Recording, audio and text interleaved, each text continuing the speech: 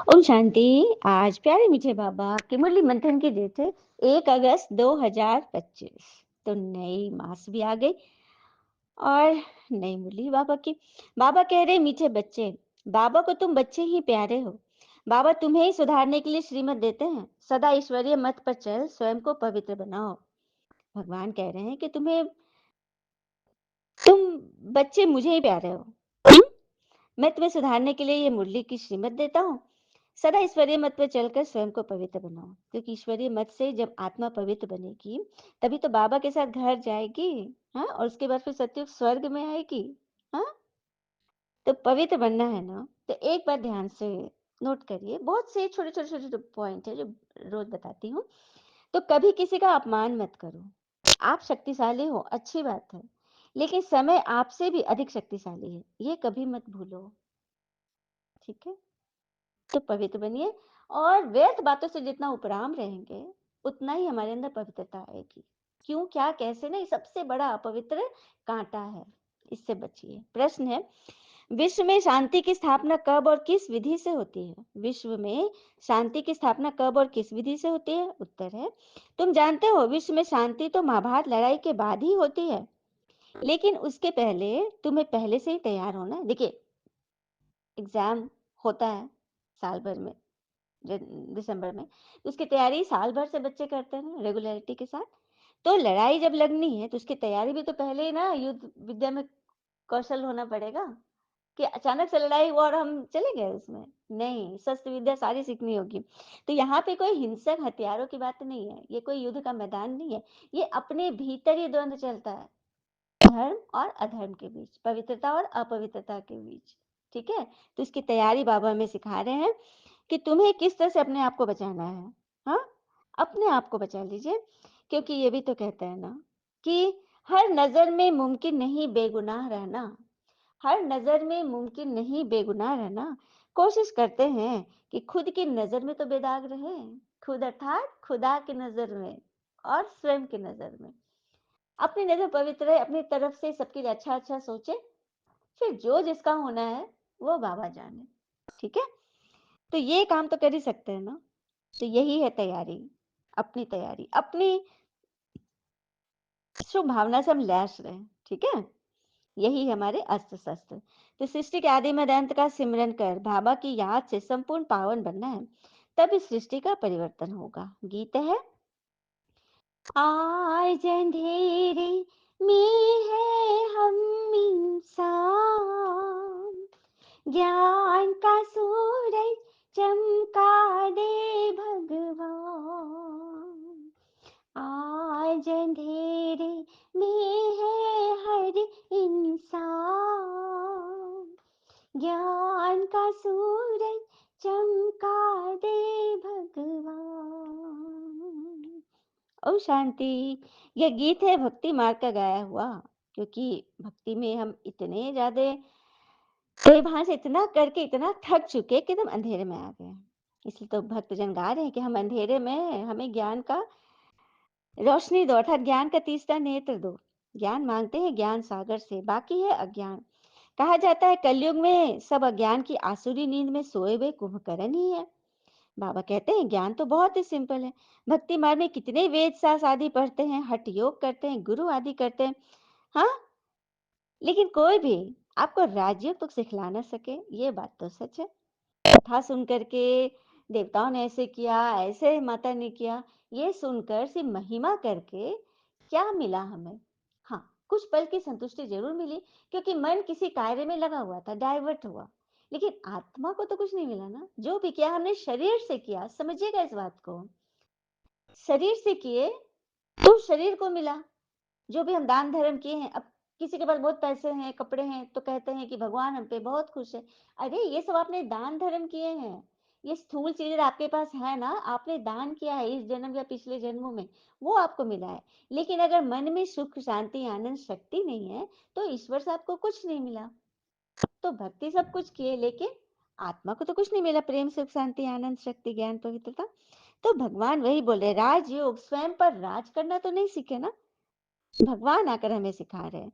मनुष्य मनुष्य को तो ये राजाई दे ही नहीं सकता है, भाई भाई को तो ये राजगद्दी देते हैं, वो तो पिता देते हैं ना। परंतु उसके लिए सन्यासी कहते हैं काग बिष्टा समान सुख है। इसीलिए सन्यासी लोग कह देते हैं कि इस दुनिया में, संसार में सुख तो एकदम क्षण भंगुर है, काग बिष्टा अर्थात क्रो की पोटी टाइप, छोटू सा। ये मानते हैं वो लोग सुख को। लेकिन भगवान कहते हैं अरे इसी दुनिया में तो सुख धाम था, स्वर्ग यही था, भारत में ही था। वही ले जाने के लिए मैं तुम्हारी तैयारी करा रहा हूँ, तुम्हारे मन को मैं साफ कर रहा हूँ। हाँ, ये राजयोग भगवान ही सिखलाते हैं। जन्म जन्मांतर से हम भक्ति करते आए, स्नान करते आए, कहाँ कहाँ नहीं स्नान किया, कि पतित पावनी मान करके स्नान किया, लेकिन क्या हुआ, आत्मा पावन बनी। हम्म पानी से तो शरीर का मैल धुलेगा, आत्मा का मैल कैसे धुलेगा? यही बात समझानी है। मनुष्य भावना में जाकर वहां स्नान करते हैं, लेकिन तुम बच्चों को भी ज्ञान मिला है, तुम बतलाते हो तो भी मानते नहीं। ये बात भी सच है। हम्म मंथन में बहुत लोग सुन रहे होंगे, लेकिन ये बात जल्दी किसी के मन में नहीं हट रही हो कि दीदी ये क्या कह रही है ना? ये हम नहीं कह रहे, ये भगवान ने आके बताया कि हर एक बात से जिसको तुम समझे हो पतित पावन, वो पतित पावन नहीं है। अब राम जी के बारे में, रघुपति राघव राजा राम, पतित पावन सीता राम, तो वो राम जी कहाँ किसको पावन बनाया? उन्होंने तो अपना ही जीवन यापन किया। हाँ, और एक धोबी के बात पे पत्नी का, अगर वो पावन होते तो धोबी के बात पे सीता को पावन बना देते सबके सामने। हाँ, लेकिन नहीं।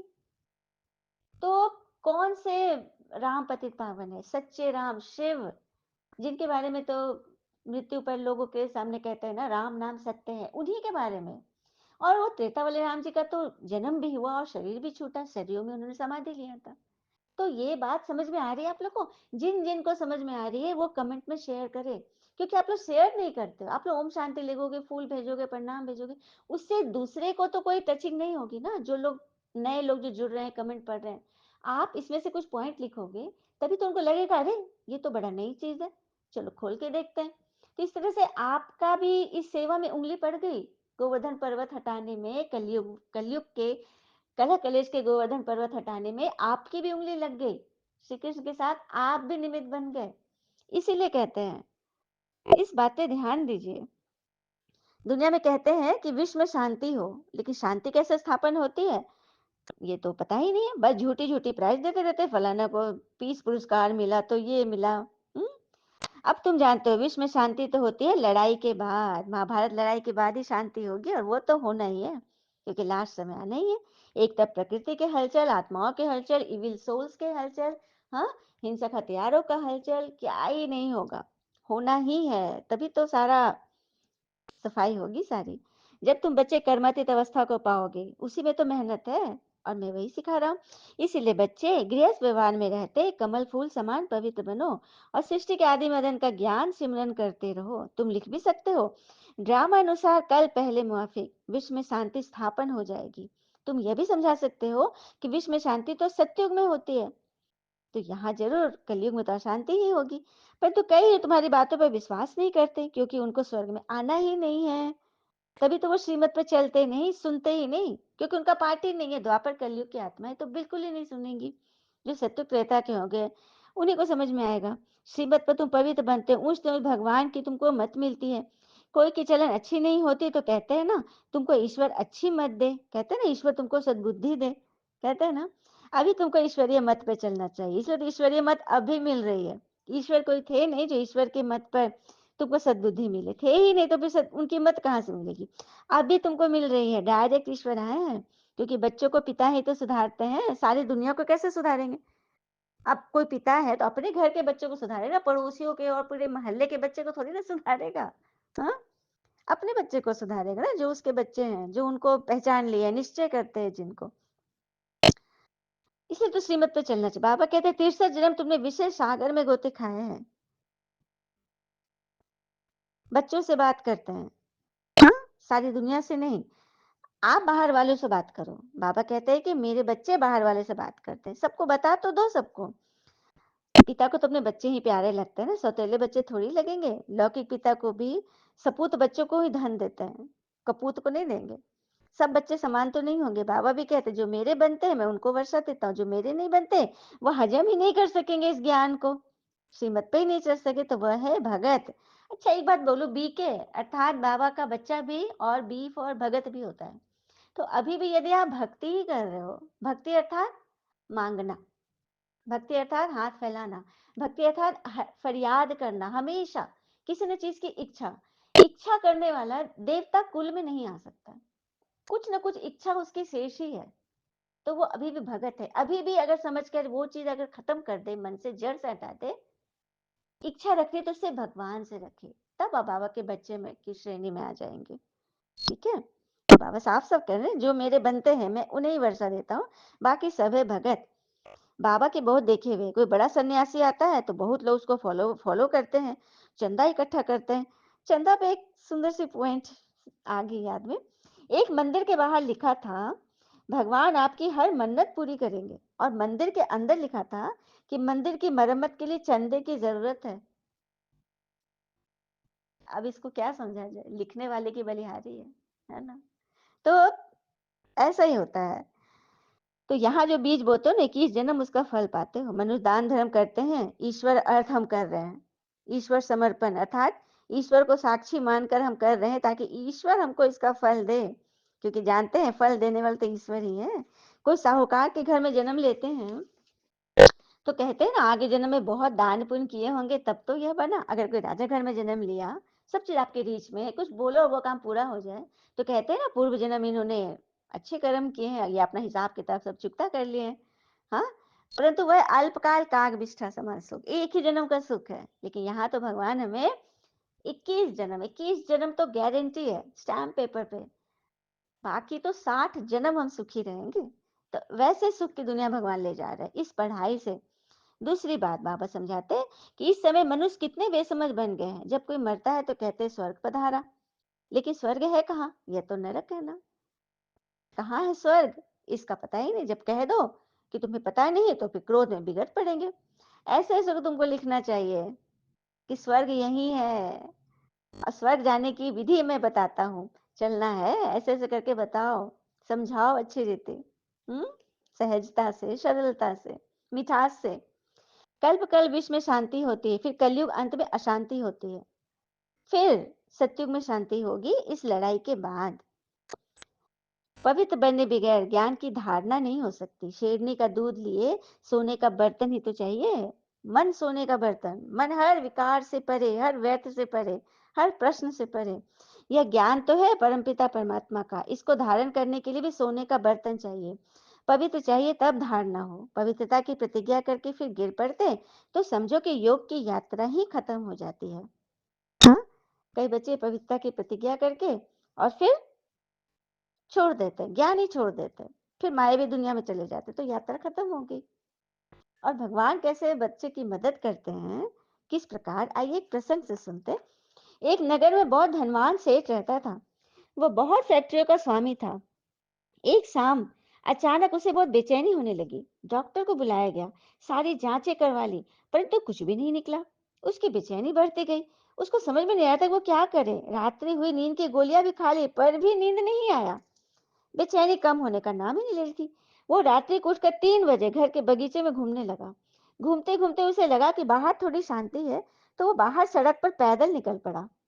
चलते चलते हजारों विचार मन में चल रहे थे। अब वो घर से बहुत दूर निकल आया था और थकान की वजह से एक चबूतरे पर बैठ गया। उसे थोड़ी शांति मिली तो वो वहां आराम से बैठ गया। इतने में एक कुत्ता आया और उसकी चप्पल उठाकर ले गया। सेठ ने देखा तो वह दूसरी चप्पल उठाकर कुत्ते के पीछे भागा। कुत्ता पास ही बनी झोपड़ी में घुस गया। सेठ जी भी उसके पीछे पीछे आ गए, तो कुत्ते ने चप्पल वहीं छोड़कर भाग गया। सेठ ने चैन की सांस ली और अपनी चप्पल पहनने लगा। इतने में उसे किसी के रोने की आवाज सुनाई दी। वो और नजदीक आया तो आवाज एक झोपड़ी से आ रही थी। सुनिएगा ध्यान से। उसने झोपड़ी के फटे हुए बोरे में झांक कर देखा तो वहां एक औरत फटेहाल मैली सी चादर पर दीवार से सटकर रो रही थी।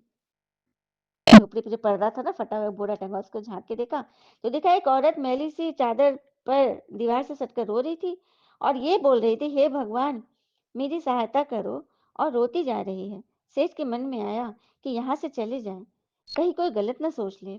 वह थोड़ा आगे बढ़ा तो उसके दिल में विचार आया, आखिर वो औरत क्यों रो रही है, उसकी क्या समस्या है। और उसने अपने दिल की सुनी, वहां जाकर द्वार खटखटाया। उस औरत ने द्वार खोला और सेठ को देखकर घबरा गई।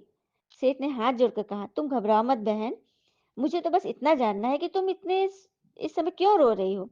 औरत की आंखों से आंसू टपकने लगे और उसके पास की गुदरी में लिपटी हुई 7-8 साल की बच्ची को इशारा किया और रोते रोते कहने लगी, मेरी बच्ची बहुत बीमार है, उसके उपचार में बहुत खर्चा होगा। मैं तो घरों में जाकर झाड़ू पोछा करके जैसे तैसे पेट पालती हूँ, मैं कैसे इसका इलाज करवाऊं। सेठ ने कहा, तो किसी से मांग लो। इस पर औरत बोली, मैंने सबसे मांग कर देख लिया, खर्च बहुत अधिक है, कोई भी देने को तैयार नहीं है। सेठ ने कहा, ऐसे रात को रोने से मिल जाएगा क्या। औरत ने कहा, कल एक संत यहाँ से गुजर रहे थे, मैंने उनको मेरी समस्या बताई तो उन्होंने कहा, बेटा तुम सुबह 4 बजे उठकर अपने ईश्वर से मांगो, आसन बिछा कर बैठ जाओ, रो कर गिड़गिड़ा कर उनसे सहायता मांगो, वो सबकी सुनता है, तुम्हारी भी सुनेगा। मेरे पास इसके सिवाय कोई चारा नहीं था, इसलिए मैं उनसे मांग रही थी और मांगते मांगते रोने लगी, क्योंकि जैसे किसी अपने के सामने कोई रोता है, अपनी बात कहता है। ये सब सुनकर सेठ का दिल पिघल गया। उसने तुरंत फोन लगाकर एम्बुलेंस बुलवाई और उस लड़की को एडमिट करवा दिया। डॉक्टर ने 1.5 लाख का खर्चा बताया तो सेठ ने उसकी जवाबदारी अपने ऊपर ले ली और उसका इलाज करवाया। उस औरत को अपने यहाँ नौकरी देकर अपने बंगले के सर्वेंट क्वार्टर में जगह दी और उस लड़की के पढ़ाई का जिम्मा भी ले लिया। सेठ कर्म प्रधान तो था ही, पर नास्तिक था। अब उसके मन में सैकड़ों सवाल चल रहे थे, क्योंकि उसकी बेचैनी तो उस वक्त ही खत्म हो गई थी जब उसने एम्बुलेंस को बुलवाया था। वो ये सोच रहा था, आखिर कौन सी ताकत है जो मुझे यहाँ तक खींच कर ले आई। क्या यही ईश्वर है? और यदि ये ईश्वर है तो सारा संसार आपस में धर्म जात पात के लिए लड़ क्यों रहा है? क्योंकि ना मैंने उस औरत की जात पूछी और ना ही ईश्वर ने जात पात देखी। बस ईश्वर ने तो उसका दर्द देखा और मुझे इतना घुमा फिरा कर उस तक पहुंचा दिया। अब सेठ समझ चुका था कि कर्म के साथ सेवा भी कितनी जरूरी है, क्योंकि इतनी शांति उसे जीवन में कभी नहीं मिली थी। तो देखा, मानव व प्राणी मात्र की सेवा का धर्म ही असली ज्ञान है। यदि ईश्वर की कृपा चाहते हो तो मानव धर्म अपना लो और समय समय पर उस सबकी सहायता करो जो लाचार व बेबस है, क्योंकि ईश्वर इन्हीं के आसपास रहते हैं। हम्म? और ईश्वर तो उन्हीं को अपने आसपास रखते हैं, उन्हीं को पढ़ा भी रहे हैं। हम्म? तो पढ़ना है ना, ईश्वर से मदद लेनी है ना, आप भी उस सेठ की तरह बन जाओ, सबकी मदद करो। देखिए, धन से चीजों से हम कितना ही करेंगे, लेकिन मन से तो कर ही सकते हैं ना, किसी के मनोबल को तो बढ़ा सकते हैं। हम्म? तो वही बात है। युद्ध के मैदान में गीता पाठशाला होती है क्या? लेकिन यहाँ पे गीता पाठशाला है जिसको बहुत अच्छे से बच्चे संभाल रहे हैं। छोटी सी गीता पाठशाला होती है, फिर सेंटर होता है और फिर बड़ा हेडक्वार्टर तुम्हारा है ही माउंट आबू में। तो गृहस्थ विहार में रहते पवित्र भी बनना है, यहाँ तो विश्व की बादशाही मिलती है। बाबा कहते हैं, मेरे खातिर कुल की लाज रखो, इस एक अंतिम जन्म तो पवित्र हो, तब तो स्वर्ग के मालिक बनेंगे। अपने लिए ही मेहनत करो।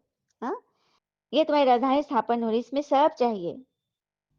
यहाँ यहाँ वजीर आदि चाहिए, लेकिन वहां वजीर नहीं होते, मंत्री आदि नहीं होते, क्योंकि राजाओं को राय की दरकार ही नहीं है, राजा ही काफी होता है। हाँ, यहाँ तो देखो कितने मिनिस्टर्स आपस में लड़ते रहते हैं। हम्म? अच्छा, मीठे मीठे बच्चे प्रति भगवान की नमस्ते, हम बच्चे के भी प्यारे बाबा को नमस्ते। धारणा के लिए मुख्य सार, पहले पॉइंट, ज्ञान की धारणा करने के लिए पवित्र बन, बुद्धि रूपी बर्तन को स्वच्छ बनाना है। सिर्फ कुक्कड़ ज्ञानी नहीं बनना है। कुक्कड़ ज्ञानी बस अक्षर ज्ञान, ज्ञान सुनना सुनाना पढ़ना पढ़ाना, ये नहीं, अपने आप को कितना सुना रहे। ज्ञान हम सबको दे रहे हैं, लेकिन मेरे अंदर कितना ज्ञान है जिससे ईश्वर खुश होए। बातें आ रही हैं, बहुत गड़ी सड़ी बातें हैं, लेकिन उसमें भी अपने आप को बचा लेना, यही तो ज्ञान है।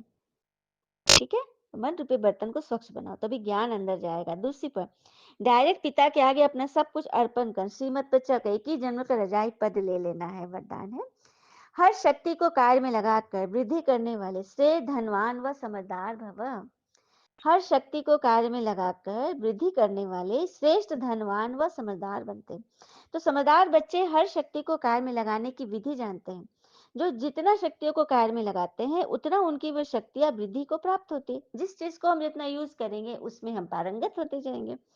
तो ऐसा ईश्वरीय बजट बनाओ जो विश्व की हर आत्मा आप द्वारा कुछ न कुछ प्राप्ति करके आपके गुणगान करे। तो ये ईश्वरीय बजट ही तो है मुरली मंथन। इसके द्वारा कितने बच्चों का कल्याण हो रहा है, कितने बच्चे इसको बड़े चाव से सुनते हैं और कितने बच्चियां इसको सुन करके अपने जीवन में कितना आगे बढ़े हैं और कितने बड़े बड़े सेवाएं कर रहे हैं।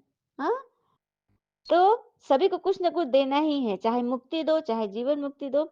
ईश्वरीय बजट बनाकर सर्व शक्तियों की बचत कर जमा करो और जमा हुई शक्ति को सर्व आत्माओं को भिखारीपन से, दुख अशांति से मुक्त करो। ईश्वरीय बजट बनाकर सर्व शक्तियों की बचत करो। सर्व शक्तियों को ना यूजफुल तरीके से यूज करो, उपयोगिता से यूज करो। जो जमा किए हैं ना उसको, जो भी आत्मा भिखारीपन के संस्कार है, मांगने के संस्कार, उनको इन सब चीजों से छुड़ाओ, दुख अशांति से उनको बचाओ। अगर वो आपकी वाणी नहीं सुन रहे तो उनके लिए शुभ भावना, शुभकामना रख के भी उनको बचाओ।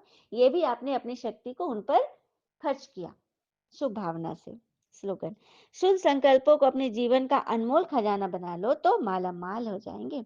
शुद्ध संकल्पों को अपने जीवन का अनमोल खजाना बनाओ तो माला माल हो जाएंगे, क्योंकि भगवान आप पे प्रसन्न हो जाएंगे। और भगवान जिससे प्रसन्न होंगे तो उनको किस आत्मा की दरकार होगी कि वो फलना प्रसन्न हो, वो प्रसन्न हो। हाँ, हम प्रसन्न है, खुदा खुद प्रसन्न है, खुदा प्रसन्न है तो फिर सारा जहां प्रसन्न है, प्रकृति प्रसन्न है। अच्छा, ओम शांति। शुक्र मीठे बाबा व बाबा के प्यारे प्यारे बच्चे, आप सबका जीवन सदैव सुख, शांति, समृद्धि, सफलता, संतुष्टता सदा भरपूर रहे और भरपूर करे। कहते हैं ना, जिंदगी में लोगों का आना भी एक मकसद होता है। कुछ तुम्हें आजमाएंगे, कुछ तुम्हें सिखाएंगे, कुछ तुम्हारा इस्तेमाल करेंगे और कुछ तुम्हें जीने का सही मतलब भी बताएंगे। तो यहाँ पे भगवान आ गए हैं जीने का हमें सही मतलब बताने। तो सीखिए और औरों को भी सिखाइए। ओम शांति बाबा।